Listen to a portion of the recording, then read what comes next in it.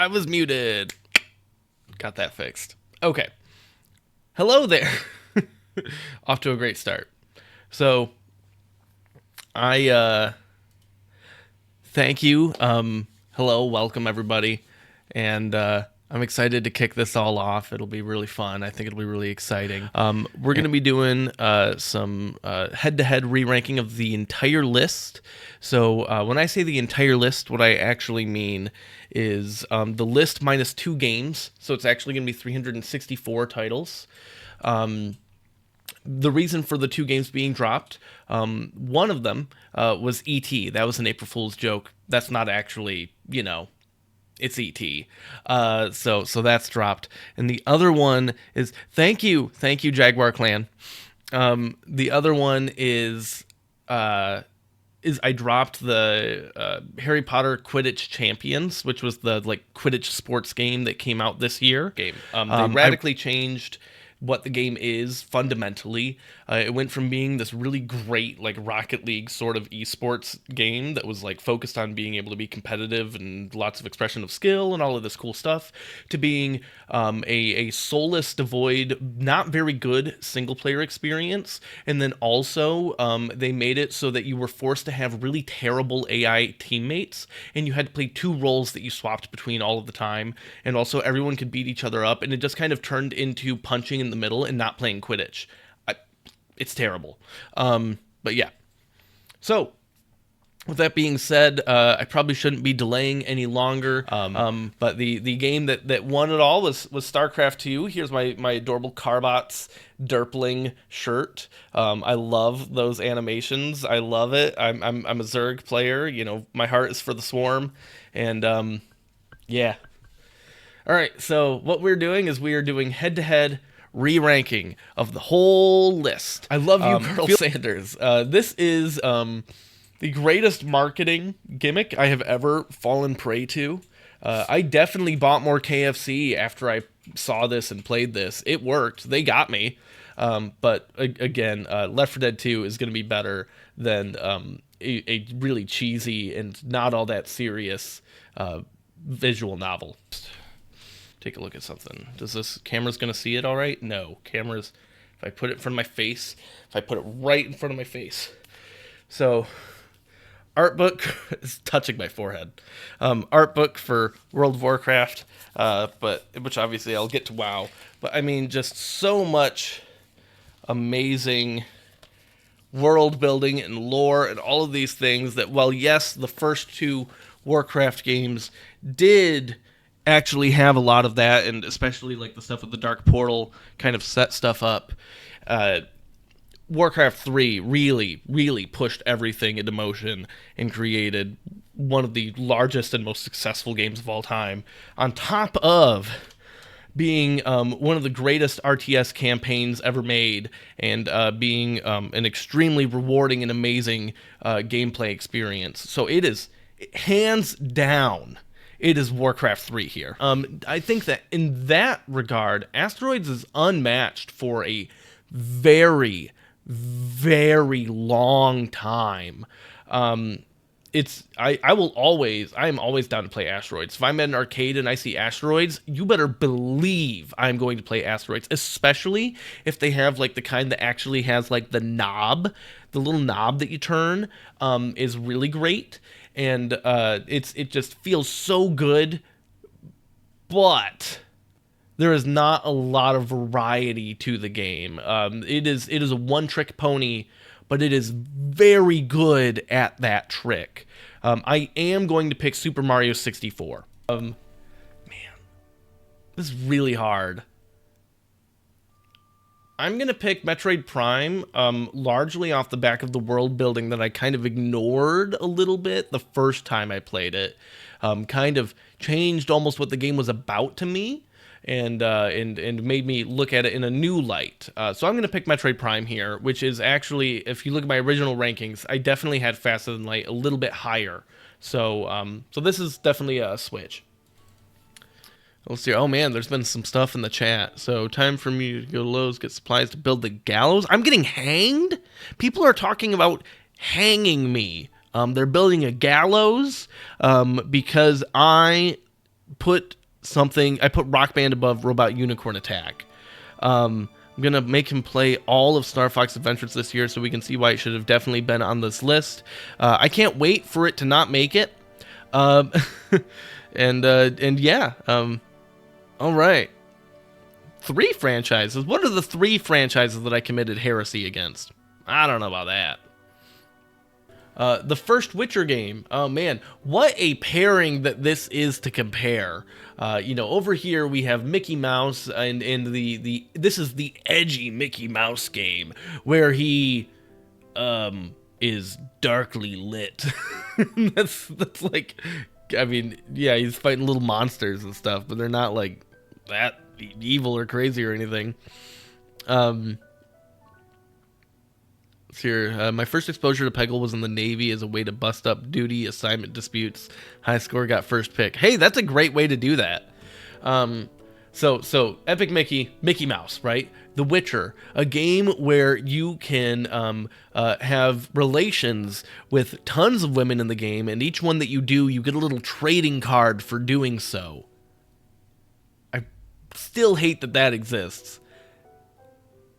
This is actually kind of tough. So, like, The Witcher's, Tailgater! Oh, Tailgater! Dude, I freaking love Tailgater. It slaps so much. I'm gonna pick Tailgater here. You know what's funny? So originally Tailgater wasn't on the list, and then I was made aware of it, thanks to, I don't remember if it was EJ or Sun on Old Gamers Almanac, basically championed this in their Game Boy tournament they did at the start of the year, and it was EJ. All right. And so, and so when I was originally, like, I was like, I have to make room for this. And I think that's where Rock Band 2 died on the list, is I was just like, well, I don't need Rock Band 1 and Rock Band 2. I can just have 1 and 3. And so I killed Rock Band 2, and I made room for Tailgater. And I was like, how high does it go? Is it top 100? It wound up not being top 100, but like I had a coworker that I was talking to about it, that I forced him to play Tailgater so he could help me decide. And I was like, I think this goes above, just a little bit above the Stanley Parable. And he, like, he looked at me like I was insane. And so Tailgater is amazing. If you haven't played Tailgater, play it. Oh my god, play Tailgater.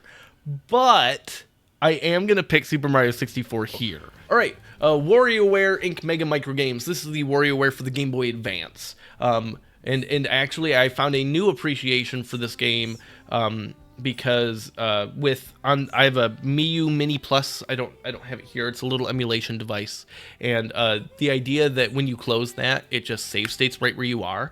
So that is so great with WarioWare, because I can just like play it for like even like 40 seconds out of my pocket and then just stick it back in my pocket.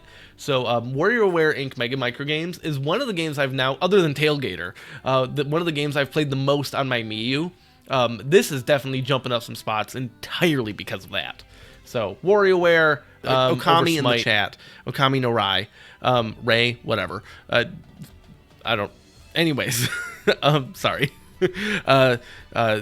Basically called me a fool for picking Ocarina of Time over Bastion. And the big thing I was kind of debating about in my head there was, like, is there another experience like Ocarina that I can play where I think it is better? And the answer is, in the type of game that Ocarina is, no. Whereas in the type of game that Bastion is, yes, it's just also made by the same people that made Bastion. So that's kind of what led me to push towards Ocarina. Yeah, Skyrim over Super Mario 3D World. Hey, Block Dude! All right. So you might look at this and go, well, Block Dude was the number 366 on the YouTube channel. Surely it will get beaten by basically everything, right? And that's true. It will get beaten by basically everything. But there are some things that even when I made the original ranking, I thought Block Dude was better than. I just wanted Block Dude to be the thing to kick off the countdown because it's weird and different, and it immediately sells the idea that these games could be anything. So let's see what Block Dude actually beats, if anything yet. So Skyrim, Overlord. I Love You, Colonel Sanders. Diablo Immortal. Block Dude beats Pong.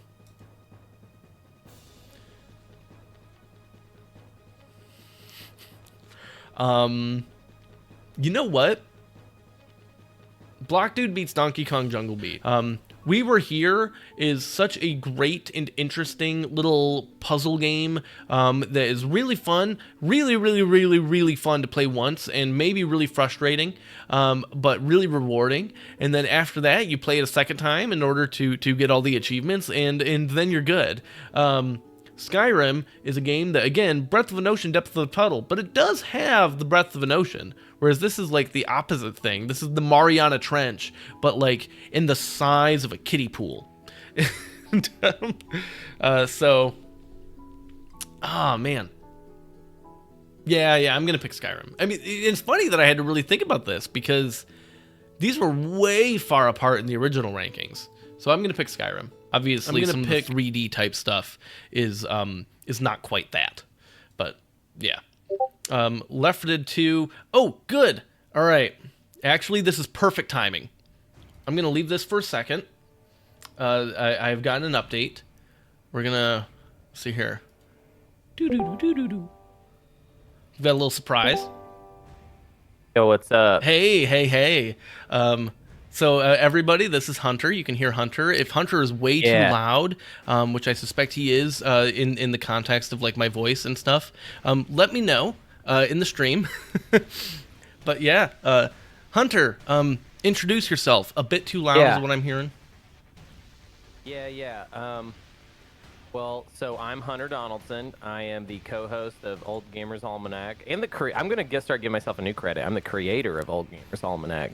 And I'm the co-host and co-producer of Space Cats Peace Turtles, and soon to be co-producer with Leader Games for a podcast about all of their wonderful board games. That doesn't have a title yet, but we're working on it. But yeah, that's me. Hello, what's up? Hey there. So Leader Games, for people in the chat that aren't familiar, maybe you just play video games, or maybe you're just here because you know me.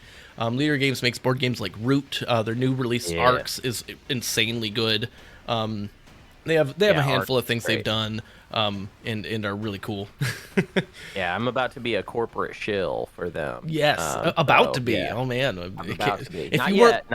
I'm still technically. I might be telling the truth about this. Oh, okay. This isn't the brackets that you just did for Old Gamers Almanac. Yeah. No, this is for real right now. But yeah, who knows what will happen in the future? I might be tainted. All right. So here, I'm going to share my screen with you so you can see without watching the stream without the delay. I think this is going to be the right button. Okay. Yeah, wow. You can see it. All right. I've been brought on for an important decision here. Yes, and this was coincidence that you got here at this time. So I'm just going to let you, for a brief moment, you have like a minute. How much do you love Super Mario Bros. 3? I love it a lot. I don't know if it is my favorite game, but I don't know what my favorite game is really at any given point. I think it is the most important video game ever made, and I feel like that's not really a controversial statement as far as like I think it is the game that saved video games, that made it so that video games would continue to be a thing. Also, it's funny, these are 2 sequels, and sure. One of them is an iterative. I would say it's a good sequel. Left 4 Dead 2 is good, but it's iterative. It fixes some problems, whereas Super Mario Brothers 3 is transformative. I mean, that is. It makes the original Super Mario Brothers not seem like the first game in the series. Like Super Mario Brothers 3 feels like the very first Mario game. It has the advantage that Super Mario Bros. 2 wasn't even a Mario game. So yeah, it does have that advantage. There not actually being any real sequel until this game. And also, man, it's really stood the test of time in a way that Left 4 Dead 2 I mean, Left 4 Dead 2 is probably the best game you could play like that. Still, there's Oh, that sure. one Yeah, Back Back 4 for Blood. Blood. Yeah, It had some but ideas. It had ideas. yeah. But I mean, obviously for me, this is not a difficult choice. Yeah, This is for I'm Super Mario you, Brothers 3. But let's hear your process all here. right. So, um, the big thing for me with Super Mario Bros. 3 is that I mean, so no, maybe I should start the other way. So the big thing for me with Left 4 Dead 2 is that it is a game that is, I think, phenomenal to play with other people. Is well, okay, more with others, but almost as phenomenal to play single as it is with other people. And Yeah, with other people, it's I think one of the absolute greatest multiplayer games ever made. And so it's just it's definitely not as influential, for example, right? Super Mario sure, Bros. sure. 3, obviously. But I think that it's a better game where if you hand me a controller and it's like, you are going to play Super Mario Bros. 3 or you're going to play Left 4 Dead 2, I'm probably going to pick Left 4 Dead 2 most of the time. But with Super Hmm. Mario Bros. 3, if it was like you want to watch somebody play it, I might pick Super Mario Bros. 3 more because I think the level designs and stuff are so much more interesting, and the floatiness of the jumps are perfect, and all of these things about the, like the different costumes and the tanuki and all of this stuff is So I think really focused. great. That's what I love about it. And I feel like I've been thinking about it a little bit because of Astrobot, because that's also like a very focused Yes. 3D platformer. I think there's something to platforming games that just like don't leave any fat. One of the reasons that I prefer Super Mario Brothers 3 to like Super Mario World is that I feel like Super Mario World has a lot of like gimmicks in it, or a lot of like I levels talked that about don't. this not in my Super Mario Bros. 3 video, really. Maybe I did. I don't know. So much of it blurs together when you Yeah. make so much stuff. But I know that someone had commented on it in the comments about like the difference between the leaf in Super Mario Bros. 3 and the cape in Super Mario World, and how Yeah. like with the cape, like you can just like skip half the levels. Oh, it's a huge And problem. and Yeah. so which I think that's fun to do once, just to like, oh yeah, that was neat, and then you're like, all right, well let's stop doing that. But Right. whereas with the leaf, like the way that it flies, and like it doesn't really fly, and the Tanuki obviously as well, the whole suit, it's like the same basically. But it creates this difference in the world design and the level design Hmm. that is worth exploring while also being interesting and challenging at the same time, just in Yeah. that effort of exploring. And I think that God, it is really good. Damn it, you are like, you're driving a good point that I am making. I mean, I'll say this too. Like, Left 4 Dead 2 is a multiplayer game, and you already brought in the speedrunning aspect of Super Mario Brothers 3. But I would say that if you lump in, Super Mario World as being a game that would not exist without this, and then with Super Mario World, then we get all the ROM hacks, we get Kaizo, we get speedrunning. I would say none of those things would exist without Super Mario Brothers 3, and those are like formative, bringing people together type experiences.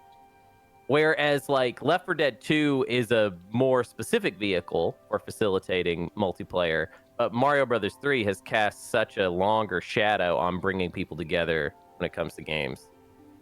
So I don't know. Obviously, though, if you're talking about these two games, like one of them is a more modern game, easier to Sure. pick up and play. Actually, I don't know. Do I even agree with that? Like, because you can play through. I I mean, think that I could sit through Mario 3 right now and get it done in like an hour. So I don't know. yeah, I couldn't do that. I'm not as practiced. um I think that Mario 3 is actually still very intuitive to play, but it is Yeah. punishing if you're not like practiced with the precision of the jumps. Yeah. I understand that.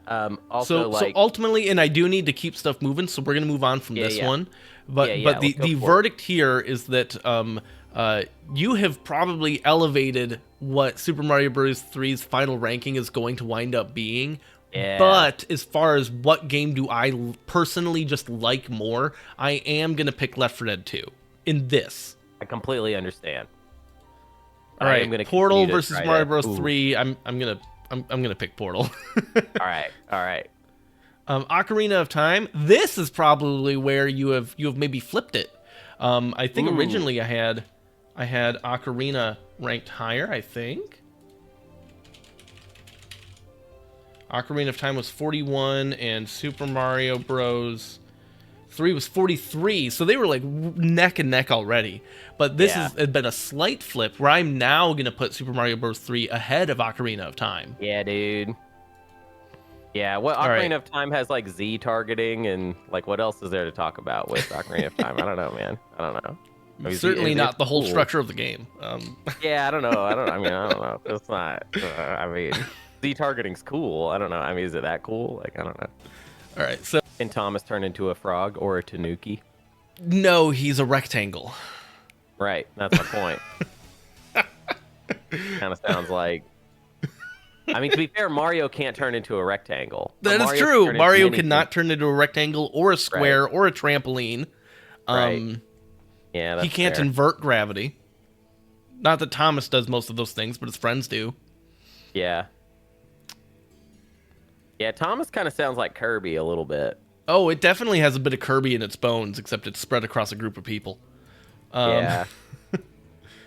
I'm I'm gonna pick trying to. Robot Unicorn Attack over Sexy Brutale. I don't know how you feel about Robot Unicorn Attack if you've played that.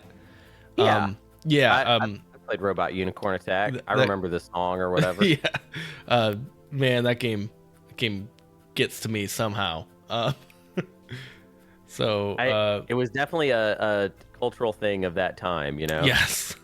um, I have a coworker that he has a couple of kids, and he was telling me when I got to this Robot Unicorn Attack video and he saw that, he was like, "Oh my God, the memories I have." He was at the birth of his oldest kid. He basically got kicked out of the room, and Hmm. and so he just like sat on the floor outside the delivery room, playing Robot Unicorn Attack on his phone, Wow. for like an hour.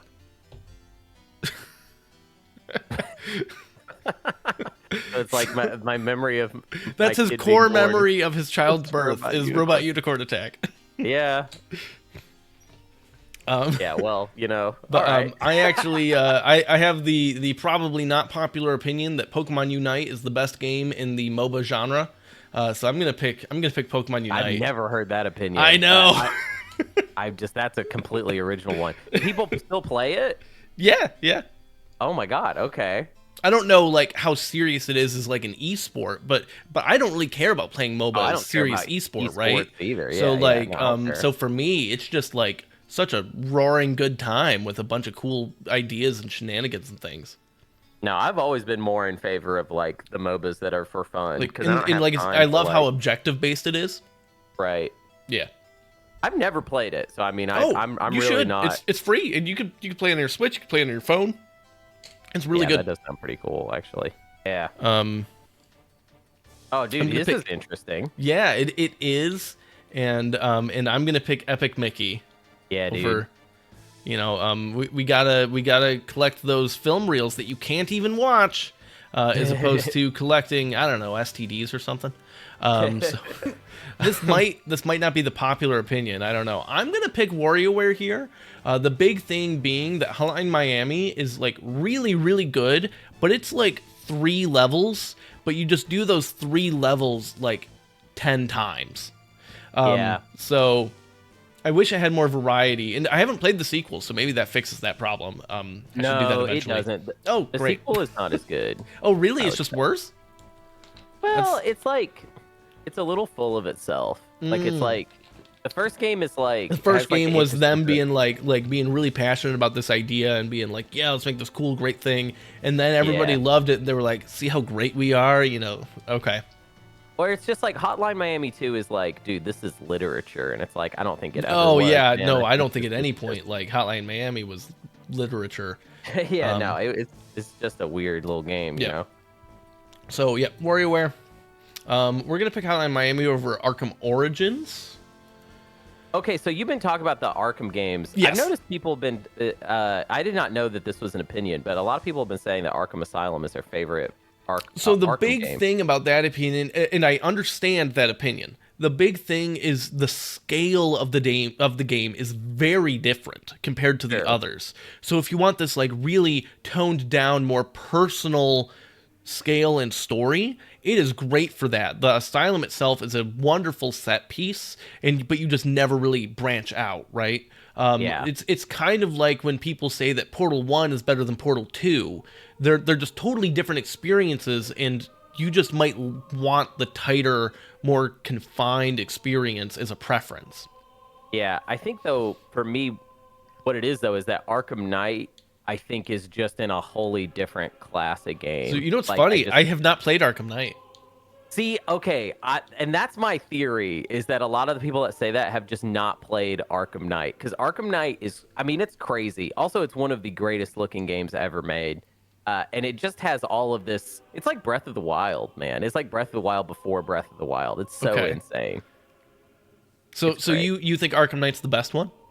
I don't necessarily like I get the argument like, oh, Arkham Asylum has this like tighter I mean, scope and because that's to me, cool. like Arkham City is just way better than the than other than Arkham Knight, which I have not played. To Way me, better Arkham than. Knight is like de facto the best. Like, Okay, and that's why I'm surprised to even hear that there were like different opinions. Because in my head, it was like Arkham Knight is so good it killed that whole branch of games. Like, it's like no one knows how to top that, and that's sure. why I guess that's a they good didn't point. even try. People have not Yeah, really tried. yeah. Um. So okay. I'm gonna pick Hotline. It's these are almost the same game. It's crazy. Hotline Miami, Grand Theft Auto 3. I'm gonna pick Hotline Miami. Yeah, that's the correct answer. Yeah, I'm gonna do XCOM over WarioWare. Um, although I just now realized I have this typo. Yeah, you misspelled enemy a little bit there, but I mean, you had to input like 300 some games. I didn't know that. You know what's funny is this typo was probably in my spreadsheet for the whole year, and I Wow, never noticed. that's kind of beautiful. So were you watching when on here I talked about how Mario Kingdom Battle is the best XCOM game? No, but I've heard people say that before. All right. I mean, people I know also say that about you're a big Midnight XCOM Sun. guy, so Yeah, I love XCOM. um I'm gonna do Grand Theft Auto 4 over Enemy Unknown. Okay, I'm gonna do Enemy Unknown over Tailgater. Heck yeah. We've gassed up Tailgater enough. Yeah. Because you'll save. I've been picking a bunch of stuff over Fez here. Oh, Yeah. Skyrim. We saw Skyrim there for a Yeah, second. we did for a second. I Skyrim, my don't beloved. love Skyrim, but like I do like Skyrim. It's crazy. That might be the game that I talk the most shit about that I've put like 400 hours into. Yeah. I mean, I don't even like it, and I've put over 100 hours Yeah. into it. And I feel like my friends, they never give me enough credit for that. They're always like, oh, Hunter, he just hates the Elder Scrolls. I And it's like, I loved played over 100 hours of in that for y'all. the re-ranking at the end of 2023 when just every single time your nomination, the Elder Scrolls 5 Skyrim, and you got to do that like 6 times in a row. Yeah. And you kept putting the musical cue in, and it was great. We have a new gimmick for the upcoming re-ranking that All right. will not. I won't get to do that same bit again. I mean, I've already done it, so I don't want to do it again. But this will be more. Who knows? Maybe I'll get to decide exactly where Skyrim goes this time. Ooh, Mm-hmm. man, I wonder what you're giving up to be able to do that. Just yeah, we'll talk about it when we get there. It's probably gonna be like a 3 or 4 hour episode. Okay, well, that's about how long the last one was. So. Yeah, yeah. So I'm gonna pick Fez over a virus named Tom, Yeah. which is what makes Super Mario Bros. 3 so amazing because it's Yeah. the same technology. But The NES is so cool. Honestly, it's like I said this on some episode of OGA a little while back, and we didn't get to unpack it or anything. And having this like weird feeling that the NES is like more interesting than the Super NES if you're just playing through the library. Now. oh yeah, the difference between the start and end of the NES is like It's so crazy. I think crazier of a lifespan than any other console, because at the start it's kind of like rather than figuring out how do we make good games, it's more of like what is a game? Yeah. and then by the end, it's like we figured that out, and now we're doing all of this crazy optimization and doing all of this other stuff and having this great Yeah. big understanding that even just the crazy leap in computing power for the development tools is so massive that And you like feel it. yeah. There's so many games on the NES that are like interesting, like board game experiences. Hmm. And then you get to the Super Nintendo and it feels like everything is kind of organized into like three like very clean buckets, which is also appealing. It's appealing if you just want to like, get into something and have a good time. The Super Nintendo library is probably more fun pound for pound, but there's so many weird, interesting, fun stuff in the Oh, there's so NES much library. trash on the NES. It's insane. Oh, there's so much trash on both, though. They both have plenty of trash. Pokemon Stadium 2 over Rock of Ages, not to be confused with the musical. Live Alive. I really Alive. for people that are in the audience that have the overlap of also being in the OGA audience, I pushed really hard. Well, maybe you didn't feel it was that hard, but I felt like I pushed fairly hard to convince OGA to do Live Alive in 2024 for part of their 30-year thing. But Hunter really is wanted like, to- if it didn't release in North America, it doesn't exist. And even though you guys love Frog, No. That would have been fine because my rules were if it only released in Japan, we could use the Japanese release. So actually, Live Alive, it was on the production list of games that were okay to get in. The thing is, we had already selected so many JRPGs, and you have to remember, like, Matt is pretty iffy on JRPGs, and EJ doesn't like them at all. That being said, I do think this is the JRPG for EJ. I think I don't know. It's definitely the JRPG for Matt because it's short, or at least the pieces are short. I wonder how long it takes to complete the whole game. I have a ROM of it translated, or sorry, nice. I have a. Well, no, I have it. Let's just say I have it. Yeah. It is available to you. It is available to me. And they had that like remake and stuff. I think it was just like my priority was getting Matt to play Final Fantasy VI. Sure, and obviously that takes priority. Yeah, it just did. Final Fantasy VI took too much oxygen away from what Live Alive could have been. Yep. As far as, and I'm sure that's the reason that Live Alive didn't get released in North America too. Yeah. Probably. I mean, same publisher, right? It's Square, right? Square. Yeah, it's Square. So yeah, I wonder if they probably looked at it like they probably looked at both and were like, we can't release both to North America. The audience for that isn't big enough to do both. And they put so much marketing into Final Fantasy VI. Yeah. That deservedly it was a priority. They made the right call. So I'm One Way Heroics. Did you watch this video? Are you familiar with this game? No, because this is a gimmick you will really like. So let me look it up. Yeah, the idea is that it is a like really old school type dungeon crawl JRPG type thing, except anytime you take any action, it's a side scroller and it just scrolls a pixel to the left. Like every time you take a step, anytime you do whatever, it just scrolls the tiniest bit to the left and it never scrolls back. So you could like in there's no real combat, you just run into stuff and you fight each other and eventually one of you dies. And so maybe it's like, okay, well, it's going to take 7 actions to kill this thing. I have enough budget in my space with the screen, because if you ever hit the end of the screen, you die. But then there's other areas where it's like, okay, how can I navigate around this mountain range without getting caught by the screen? Oh, well, I've got these boots that make it so that I can climb through the mountains faster. And so there's, it's really cool. Yeah, this does look quite cool, actually. That being said, I am going to pick WarioWare.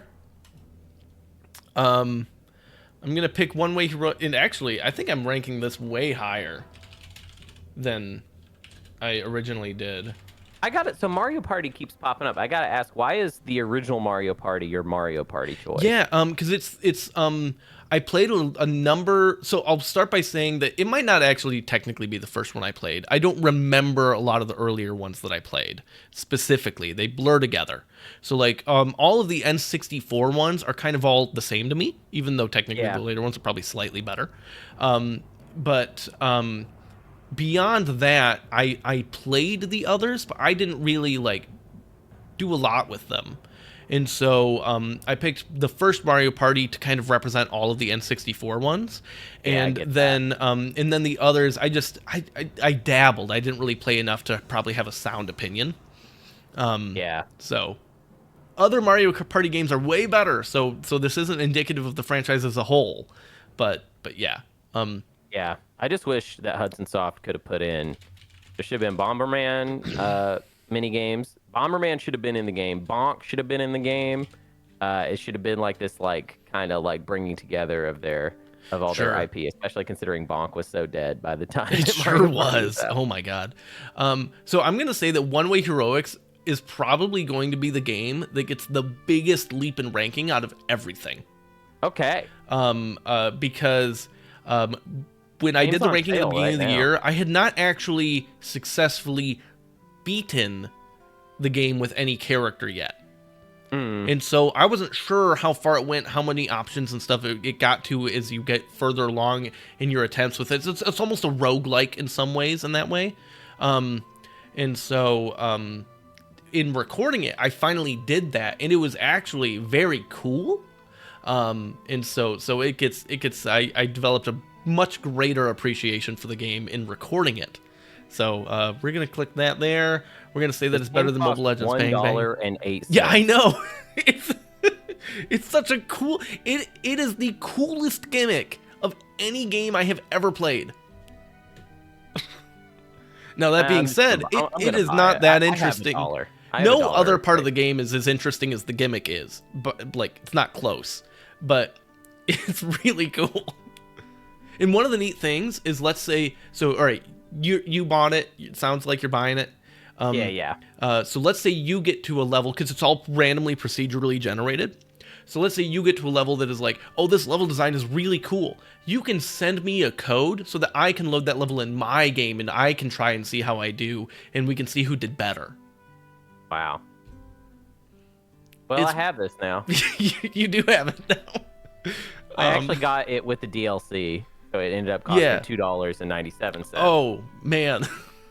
If I end up not liking this game, you owe me $2.97. All right. We'll call that good when you fly me to Minneapolis. I'll give you your $3 then. I'll even round up the change. Yeah. Oh, yeah. It Takes Two might cause a fight. Yeah. Yeah. It might.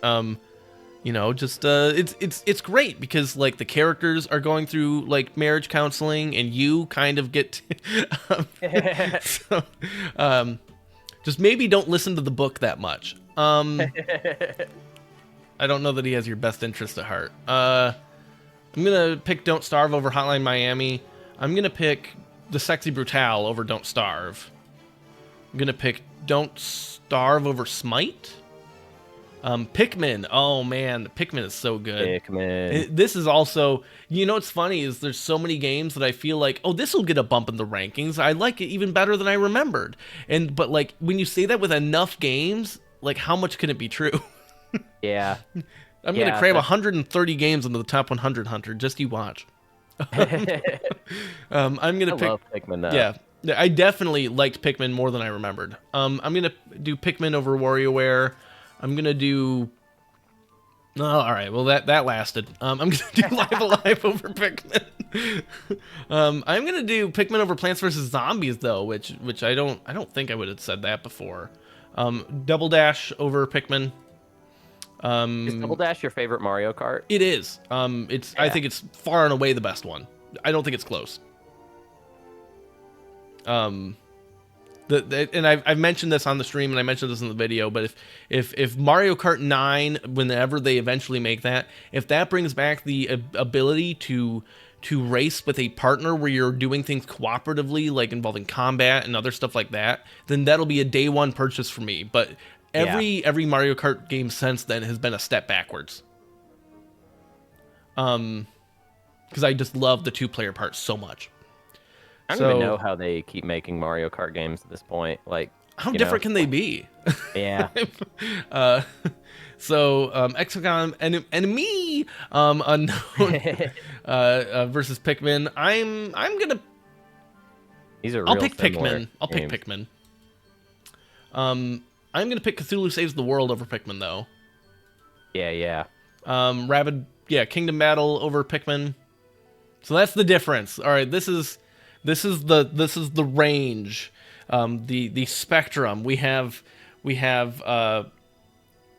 XCOM Enemy Unknown, and then in the middle is Pikmin, and then Kingdom Battle at the top. Have you ever played the XCOM mod, The Long War? You ever played that? I was not familiar with it, and someone commented about that in my video for Enemy Unknown, and I'm definitely gonna do it. It is so good. So I remember Dragon Age around Origins. 2009, Game FAQs would do these polls where they would have it would be like a developer tournament bracket, and BioWare would win like every year around the release of Dragon I mean, Age like Origins. they could do. They are at, It's so funny. Like them and Blizzard could do no wrong, and then yeah. you know. Yeah. Well, I think Blizzard has taken enough hits where I'm hoping that we get some sort of. I am optimistic now with not to get too real with everybody. With Bobby Kotick gone, and I never thought I'd say this, but I think that Microsoft is going to put them on track. Yeah.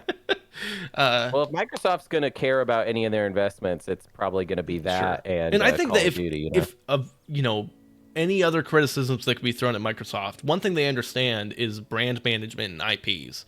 And I think that obviously a little biased with how much I love StarCraft. I think that Blizzard has fumbled that quite a bit, and I think that Microsoft sees the value in it. And and I think we'll see something. It won't be StarCraft 3. I would be shocked if it's StarCraft 3, but I think we'll see something. Yeah, honestly, I don't mind. I kind of am more interested in Blizzard to just continue to innovate into like new directions and start up new. I just think they're really good at like pushing into new genres, and I'm down for them to do whatever. But it's so funny. While I was letting you talk, I was just making a bunch of really big decisions about like these like games in the top 20. It's like, oh yeah, this, that. So Harvest Moon and Wonderful Life is really, really good, actually. If you like farming simulators, it's not Stardew Valley, but it's really good. And there's a thing it does better than Stardew Valley. What's the thing? The passage of time. Oh yeah. So I don't know if you've really played A Wonderful Life. I know you've played Stardew. Oh. So in Wonderful Life, you start out like you're like, I don't know, like 20 years old maybe, and you inherit this farm. But over the course of the game, you actually can play through the entire rest of your life and then die. You can get married, have kids. The kid grows up. The kid can go to college or stay and run the farm after you. Yeah. It's really cool how they handle the passage of time and like the way the town changes and the people change. Some of it based on things you do, and like characters can wind up loving you or hating you based on things you say, or like character can hold a grudge because you like stole their wife or whatever. It's it's really cool with the passage of time, but the actual everything else though, Stardew does better. But it's the best Harvest Moon game. Stardew. It's so cool that Stardew like kind of remade itself this year and is even better. What a crazy game. Okay, I'm gonna pick Faster Than Light over A Wonderful Life, but that's kind of close. And Pronti. Yes. We've been trying to reach out to him because the Space Cats theme it was just like a free piece of music that he put out there. He didn't compose it for us, but we've been trying to get him for a long time now to like pay him to do like a remix of that song, and he doesn't respond to our DMs. So well, maybe Leader Games can leverage something there. That would be cool. Yeah, maybe if we reach out via their social media, and he'll respond, and then we just kind of trick him. Like, this isn't actually for Leader Games. This is just for me. I mean, like, there's Matt. Yeah.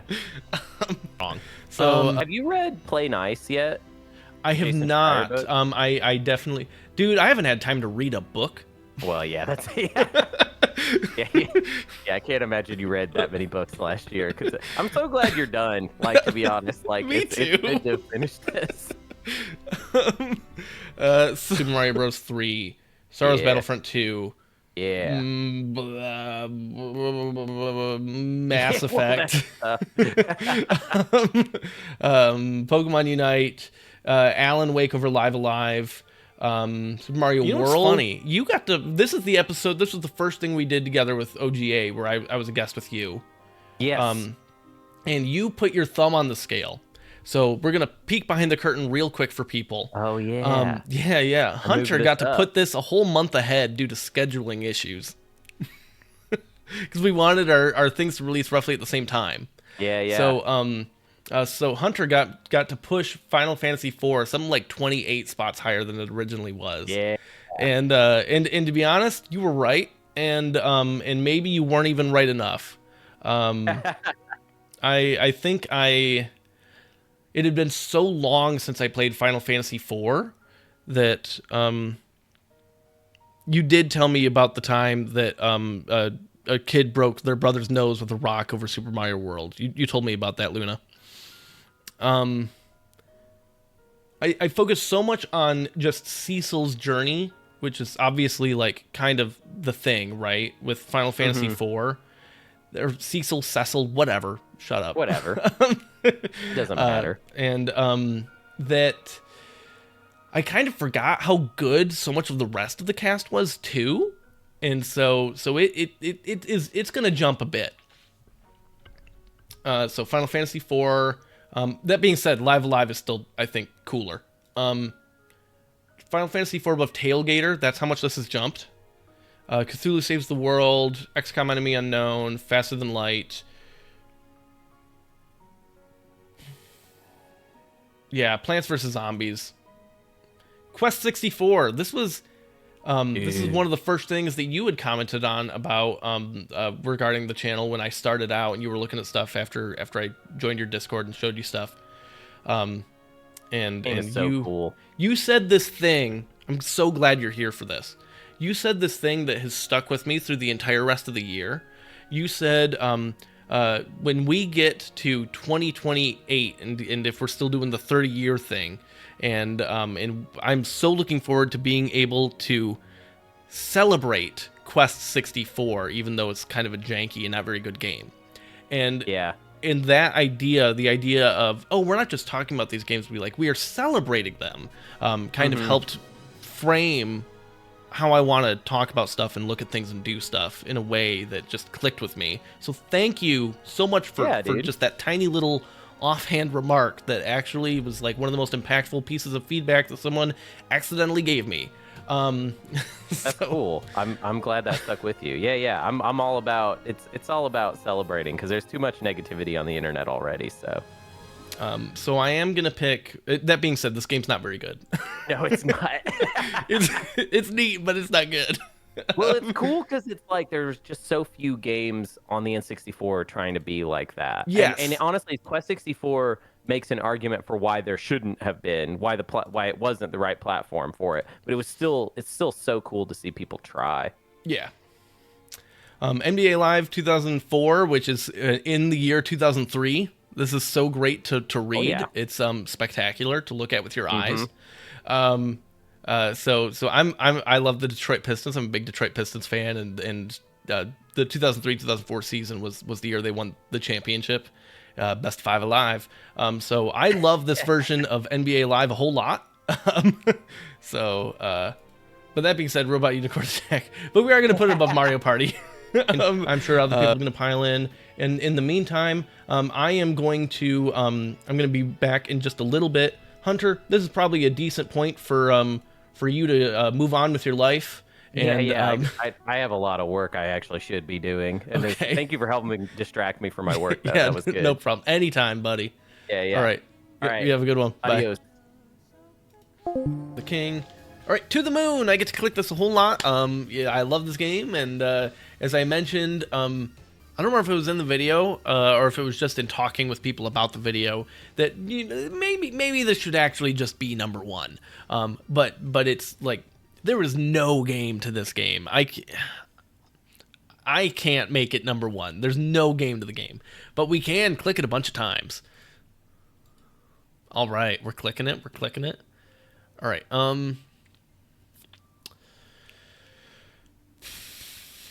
Yeah, I think we're gonna stick with it being the what will I'm sure wind up being the number 10.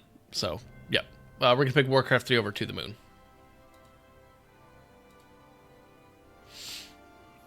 Do, do, do. Oh, good. I'm glad that To the Moon got added to your list. Hunter had mentioned this actually while he was on here. I forgot to plug it when he brought it up. And Okami has now mentioned in the chat the idea of adding there being a list, right? Other people's lists that are not my own. If you join my Patreon, you can give me money to get homework. The homework is submitting your own list of up to, although it does not have to be, 366 games ranked in order, and they should all be games that you like. And then that gets compiled into a community thing, and you get points for games based on how well they placed in your ranking. And so yeah, it creates this giant community ranking that is like, what is the best games, but not really. And it's been a lot of fun looking at all that data, doing all that stuff, and I'm gonna do some more interesting analysis and things with that, since I won't have to spend so much time making daily videos. So I'm hoping to do more cool stuff with all of that data that I get from all of you in the not too distant future. So if you want to sign up for my Patreon, it's just Exothermic Plays Games on Patreon. You can look it up. I should have linked it to my Twitch, but I forgot. But it is in like the description of every single YouTube video I have, so you can find it there. And give me money, people, or something. Or you can yeah. There'll also be some, now that I'll have time, there's going to be some more Patreon exclusive perks, like multiplayer sessions with certain stuff, and like doing things with me, and you're buying my time at that point. But yep. So Skullgirls or Frogger, I'm going to pick Skullgirls. Hugs are currency too. Patreon doesn't accept that as currency, Gabe, because they can't take like a percentage of a hug. That would probably be dismemberment and illegal. So unfortunately they don't accept it. But I'll always take hugs from you. Tails. I like Flogger. Oh wow, you're doing something different with. Is that what happens when you get hit by the bus? So I like Frogger way more than you do. All right, look at that. Frogger's a lot of fun, but like it's neat, but it's Frogger. Shadowrun. So this is the first person shooter Shadowrun set in the Shadowrun universe. This is not, despite you might assume with what that whole franchise and intellectual property is known for, this is not a role-playing game. It is one of the greatest multiplayer shooters ever made, but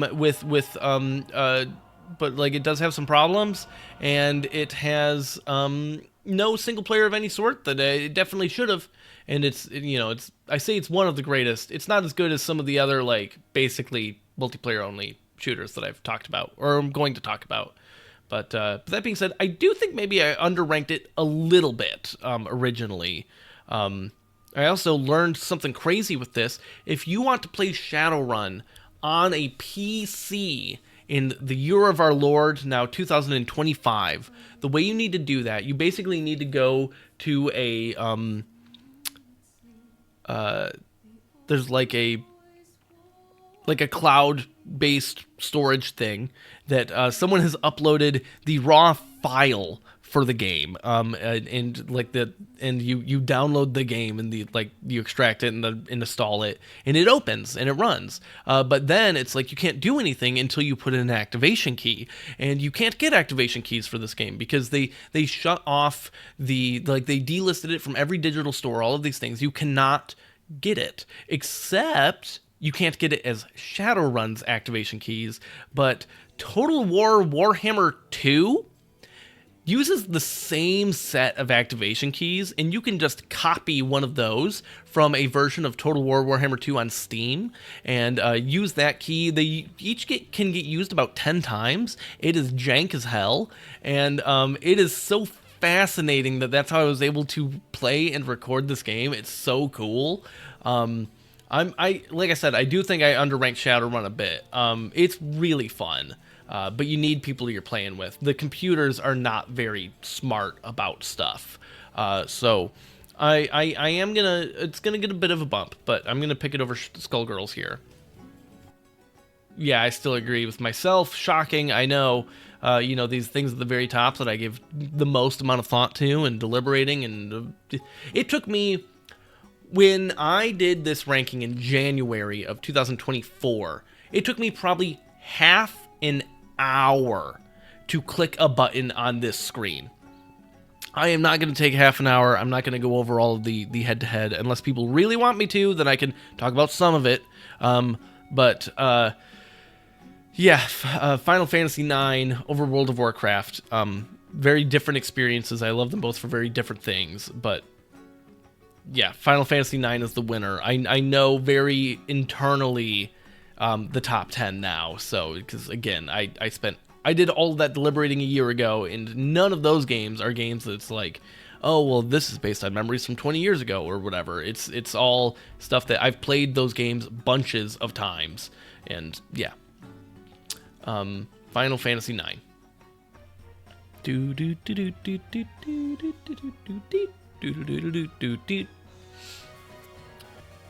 Yeah, I know you could. You let me know in so many words that you could not believe my Magica ranking when that video came out.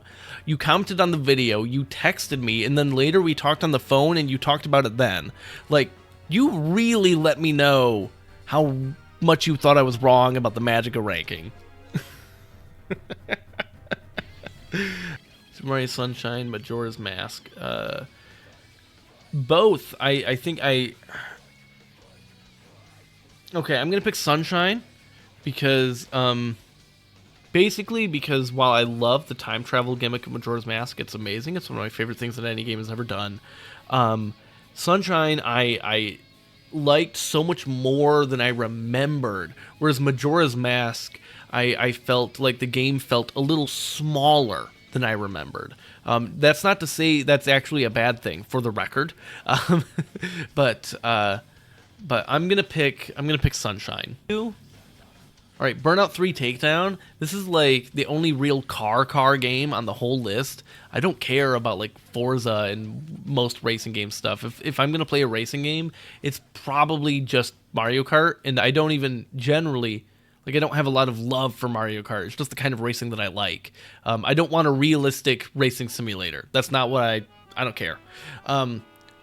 This is not a realistic racing simulator, but it takes realism and crazy graphics and well, it's crazy for the time, and stupid physics. And I love the stupid physics. I love Burnout 3. I had even more fun with Burnout 3 than I remembered having before, which is already a lot. So I'm going to pick Burnout 3. I'm going to pick Alan Wake over that. I'm going to pick Burnout 3 over Tailgater. I'm going to pick...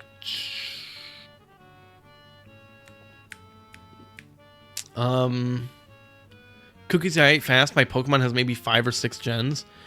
I really think that more people need to give Scarlet and Violet a real try. I love Gen 8, or sorry, excuse me, Gen 9 so much.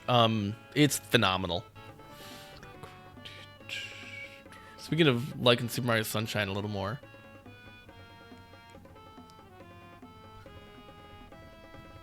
All right, so Crystal Chronicles or WarioWare. StarCraft 2 visual novel, SC2VN.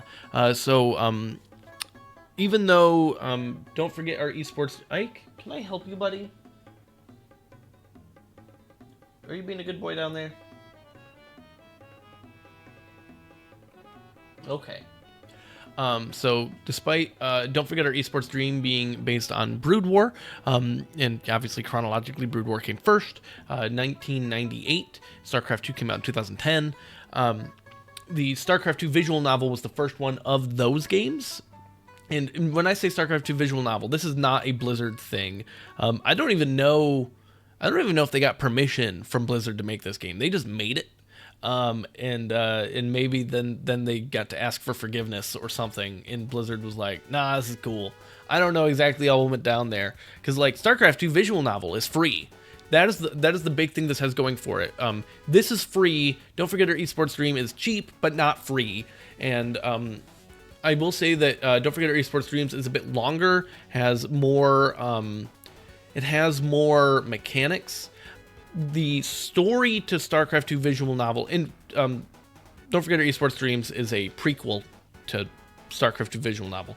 Story to SD2VN is more personally applicable to me, but I think that Don't Forget Your Esports Dreams is just a better game. And yeah. So, anyways, I'm gonna pick WarioWare here. That just is gonna inform some stuff here. That's why I kind of went on that tangent. I love Gen 9 and the TCG. The video game, not so much. Bread Dog, and I think Terrestrialization is amazing. I mean, I won't get into it. You can watch my video. That was a pretty long Pokemon video. I spent a lot of time talking about it. So original Donkey Kong is basically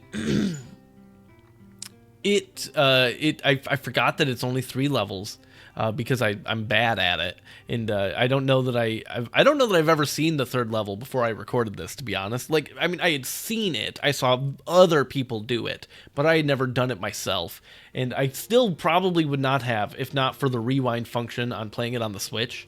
And but like, it's a fun game. It's really fun. I think that the gameplay loop itself has aged terrifically. I just wish there was a lot more game to it. That is like kind of the biggest issue I have with it, is that, you know, they could have made it like 10 levels. They could have done it, and they did not. But it's a lot of fun. And I will admit, it is less fun if you cheat. Which is what I did for the sake of being able to show you the game and not spend like 6 hours banging my head against the wall. So I'm going to pick WarioWare over that. BioShock 2, I think maybe was a little underranked. It is sad that you can't do the multiplayer in any capacity anymore, which is, I thought that game had a stellar multiplayer that just got like drowned out by the popularity of some other games that are like the kinds of shooters that I don't like. You know what? BioShock 2 could be my opportunity to do this little soapbox. I was planning on it. I knew I was going to find a place to do it, and I'm going to do it. Call of Duty frickin' sucks. I think that those games are not well designed. I think they're very actively bad, and I think that Call of Duty Modern Warfare 2 ruined the entire multiplayer first-person shooting genre for at least a decade. Maybe, okay, a little under a decade. Basically until Overwatch came out. And because everyone was just trying to copy that, and nothing else that was creative and cool, like the BioShock 2 multiplayer design, sold at all. I mean, BioShock 2 sold, but people didn't play that because they were just like, well, my friends are playing Call of Duty, so I'm just going to play that. And I hate kill streak bonuses. Call of Duty is terrible, especially Modern Warfare 2. That might be, not that I have a particularly educated amount of knowledge on the nuance between different Call of Duty games, because again, I don't like them, so I don't play them, but I've been roped into playing them. Of the ones I've been roped into playing, it might be the worst one. And yeah, it sucks. If I need to expand on that, let me know, but damn, I hate it. All right, so I'm going to pick BioShock 2 over WarioWare. BioShock 2 is definitely getting a jump. I kind of forgot how cool it was to be a Big Daddy. It's really cool. Super Mario Bros. Sunshine or Breath of the Wild is going to be Breath of the Sunshine. Super Mario Wild. Ooh, Super Mario Wild sounds like that could be a game. Pizza. It has appeared. Thank you. Pepperoni. If we're talking about on pizza, pepperoni for sure. Pepperoni or sausage. It's pepperoni.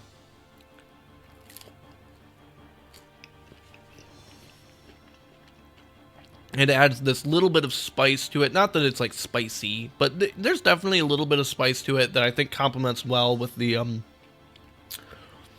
sweetness and the acidity of the sauce, and then like the cheese, and yeah, it's really good. Pepperoni is obviously like the classic for a reason.